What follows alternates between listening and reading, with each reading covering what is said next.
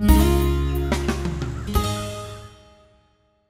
right, just showing up at the Woods Family Homestead and just starting out of basic questions, getting to know a little bit about the area and size of the homestead and yada yada. And Yippee Skippy. Yada yada and Yippee Skippy. And here's David. Hello. And his lovely bride. Hi. And we are here to help. No, wait, you remember that 80s thing with Hans and Franz? We are here to pump you up. That's right. I remember that. All right, a couple things. Number one, how many acres? 5.3. 5, a little over 5. How long have you had it?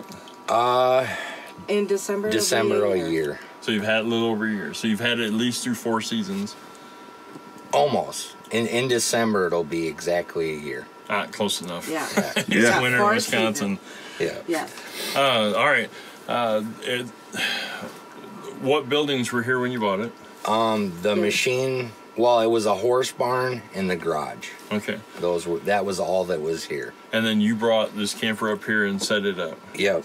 All right. So what utilities are available here? You have electric, the power lines out there. Yeah, we have electric, a well. You have a well. Is it an actual manufactured well or a hand dug?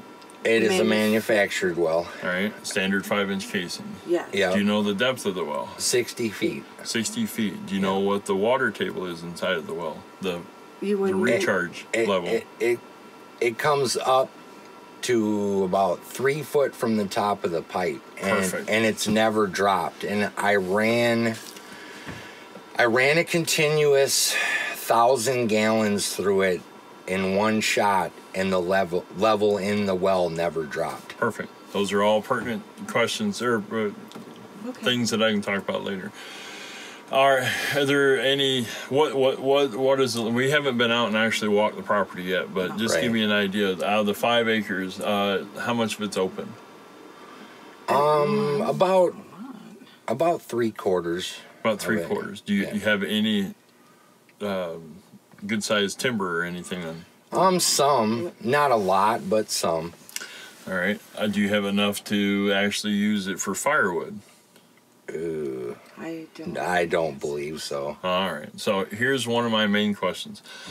You're wanting to use this at a homestead. What are you wanting it to do as a homestead? As far as the property, are you looking at it, using it as recreational? Are you looking at actually living off here and wanting it to produce income? I kind of need to know what direction what are you planning to do with the homestead? We don't plan on making any money. Okay. If we do, that's fine.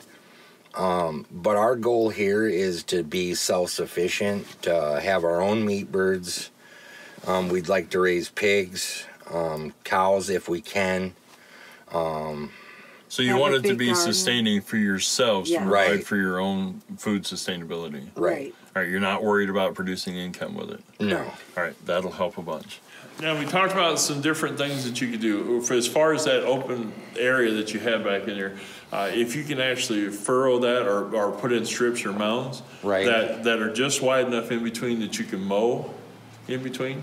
I mean, some people try to till the whole thing. Don't. This is not the type of country you want to do that in. No. But just keep nice, like 3 or 4 foot wide grass strips, and then put a mound in. And then your blueberries. Another big plant that goes exceedingly well and has an extremely high commercial value is currants, and those are very easy to get. I can get you cuttings like crazy on that. Okay. But probably the next thing is your garden area is going to be out here on a higher elevation, and I would suggest some kind of raised beds because our soils out here are pretty rough. Yeah, we figured that. Yeah, and if you go back and look at some of our videos, updates from the summer, you'll see our gardens that we produced, just 12-inch raised beds, and my green beans were 9.5 feet tall. Wow. And that's stuff that you can do here very easily, and we can go through some of those things. But the next part that most homesteaders want to look into is producing your own protein.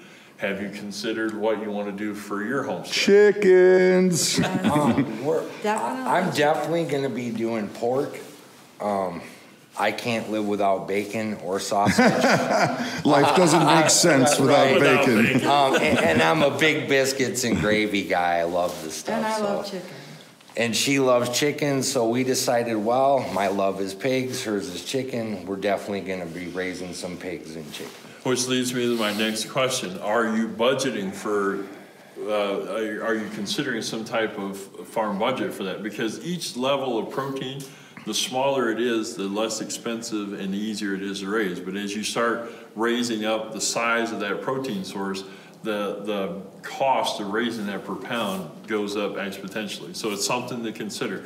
You had mentioned chickens. Chickens are the gateway drug. The gateway drug. Right. And that's where, you know, there's tons of videos on YouTube about chickens, and there's 1,000 different things that you can look at for them. And chickens out here are easy. You just have to watch for the predators. We have a ton of coyotes, bobcats, and wolves in this area. We certainly We've had several coyotes already here on the property since this summer.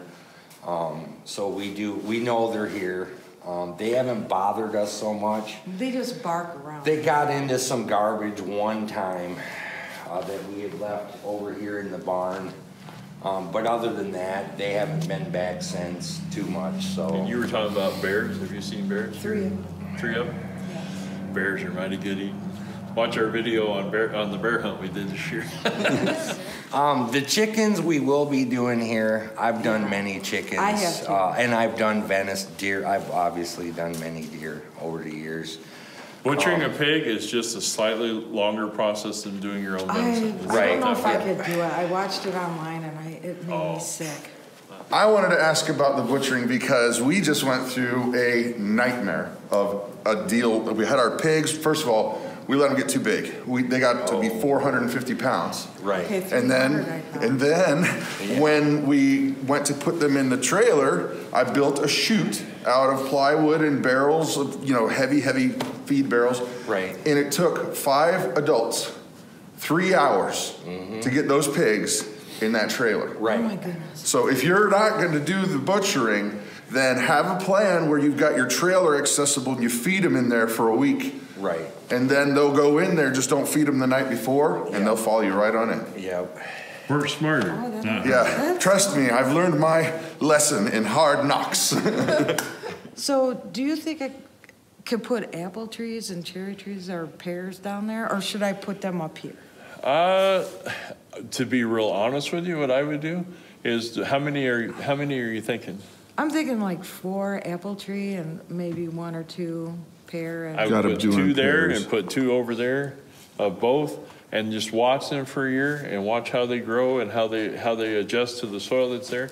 Because that first, you're not going to get any real fruit for about 3 to 5 years. Correct. And after that first year, the plant will tell you whether it likes it or not, and then move them to the other ones. Okay. Also on those plums, one of the things I would highly recommend is look at a couple different YouTube channels that actually show you how to do pruning and stuff like that. It's You prune crazy, that, man. you get those just pruned up in the spring, and those will produce 10 times the size and quantity of plums. So Right. One of the things we're going to look at here is, you may not realize it, but in your area here, we're surrounded by national forests, and basically you can get an annual cutting permit for, it's usually right around $10. Okay. And you can actually take an ATV or a tractor into there and cut anything that's deadfall or leaning or looks like it's getting ready to die, and you can cut all that, and it's free. Wow. That's what we do. That's awesome. So there, I never it's all thought of you. that. Actually, if you had a little tractor and a little trailer, you can get to some of it right from here. Now we're talking in my wheelhouse. I have put together several different solar systems, and I got to tell you what, I burned through probably a good $1,000 in batteries before I finally figured the math out. And the math is super important. The gauge of your wire, making sure you've got the right kind of blocking diodes. And well, show us what you got going on here, brother. So these are Solar World industrial panels. 320. These are high wattage panels. They average output of about 40 volts.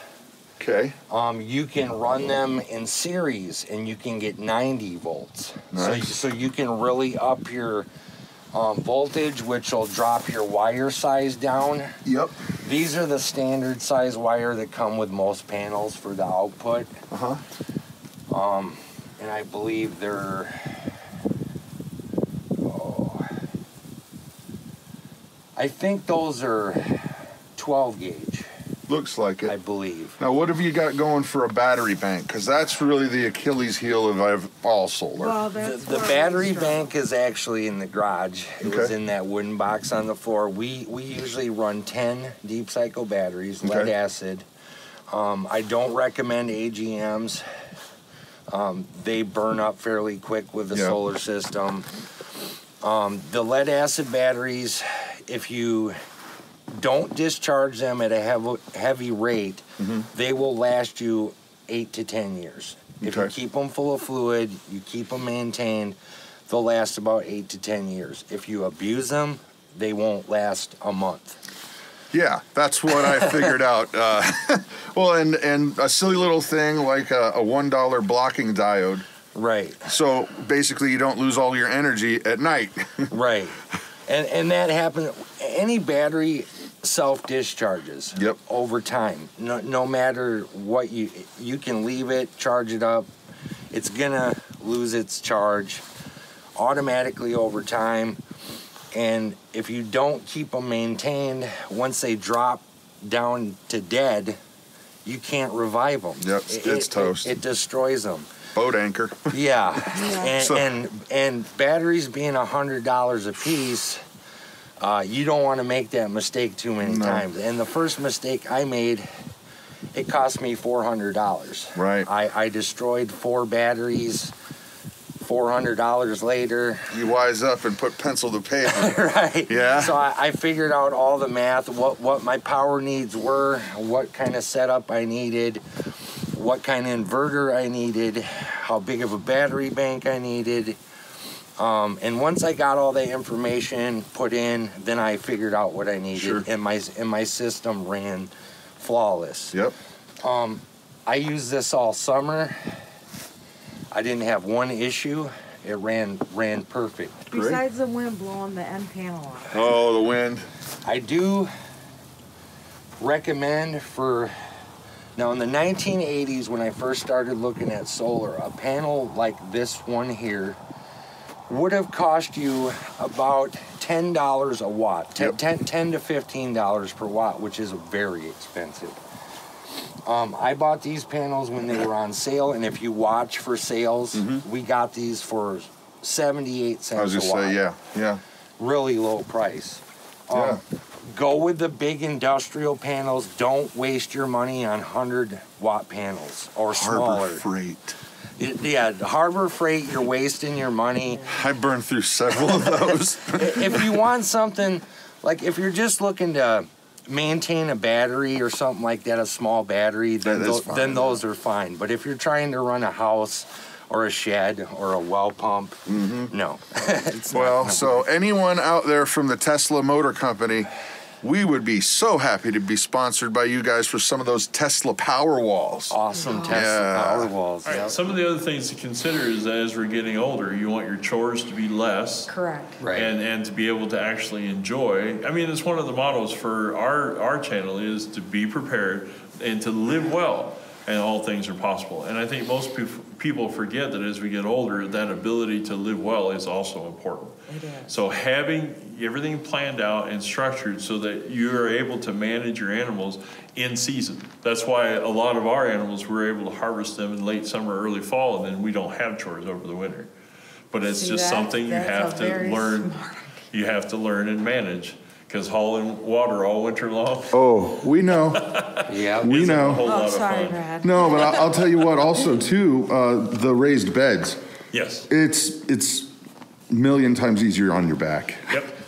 And Big Family Homestead was able to come over and get some of our excess produce. Yeah, they had so much that he's just like, come get whatever you want. Yeah, we either that or we were going to tear it out and just have to throw it away because there wasn't anybody else to take it. So. Wow. So when you did the raised beds, did you hire a company to come in with the dirt, or you just dug up your own yard? Actually, what we did was I had some old slab wood, and I made a 4x8 beds, and then I went to some of the neighbors, got some of their waste cow manure, put that into the bottom, and then put just 2 inches of compost on top. Okay. And then as that broke down my plant, I regenerate my beds using that same method, and our plants, well. Yeah, they were trees. That's also what I do, Bob. I've been composting for several years. Yep. We've been gardening on 1/3 of an acre back home for, what, since 2003 or so? Correct. And my gardens, it's just phenomenal. The tomato plants, you know, Yep. they're Oh, yeah. huge. Yep. And what most people understand is composting is great for certain times or parts of the garden, or setting up what's known as soil horizons. Right. And I usually use the top 2 inches as my compost, my aged compost. But all the other stuff I want that's 6 months old or so I don't burn my plant roots or whatever, Right. is all my undergrowth in my raised bed. And I let the plant reach the nutrient zones that it needs for its different stages of growing. And that's why our plants really took off. So we can do that right over here. As long, the biggest issue in this part of the country is it needs to be as much full direct sunlight as possible.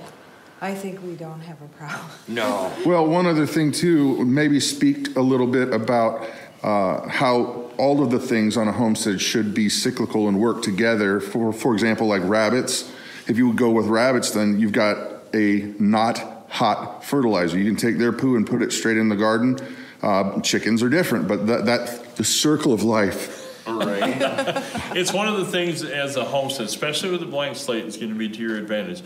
Take this winter, look at several different channels. Get you a notebook and write out different kinds of notes for protein, vegetables, house plants, whatever categories that you're interested in, and take copious amounts of notes of what you want to do. And just understand that on a homestead, you really can, and this is one of the questions I asked you earlier, is how long have you been here? You've been here for the 4 seasons. Correct. So plan your homestead and your work to take advantage of and to know when to rest at which season.